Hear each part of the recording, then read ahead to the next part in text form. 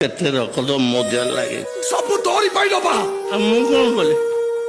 ତୋରି ପାଇଁ ମୋ ଭଉଣୀଟା ସେଠି ନର୍କ ଯନ୍ତ୍ରା ଭୋଗୁଛି। ମୁଁ କଣ କଲି? ମାଲୋ ଲୋ ସେଥିରେ ମୁଁ ମନା କରୁଛି ବାଲୋ ଆମ ଅନୁର ବାହାଘର ଏଠି କରିବାନି। ସେ ବା ଭୁଲ କରିଥିଲା। ହେଲେ ମୋ ବାରେ କାଜିତ ମୋ ଝିଅର ବାହାଘର ସେଇଠି ହବ। ଆଲୋ ବା ତୁ ସିନା ସେମାନଙ୍କୁ ଚିହ୍ନିନୁ।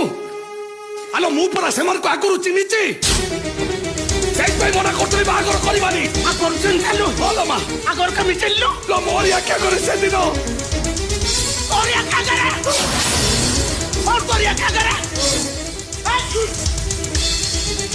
କଣ ତୋରି ଆଖ୍ୟା କରେ? କହିପାରିବିନି ଲୋ ମା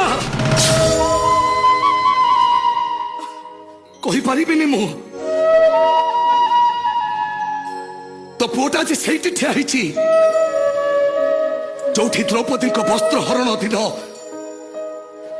ଅର୍ଜୁନ ଠିଆ ହେଇଥିଲେ।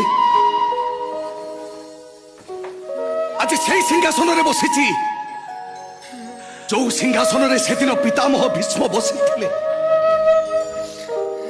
ଦେହରେ ଅମାପ ଶକ୍ତି, ହାତରେ ଧନୁ, ତୁଣୀରେ ନାଗସ୍ତ୍ର ବ୍ରହ୍ମାସ୍ତ୍ର। ତଥାପି ଗଙ୍ଗା ପୁତ୍ର ଭୀଷ୍ମ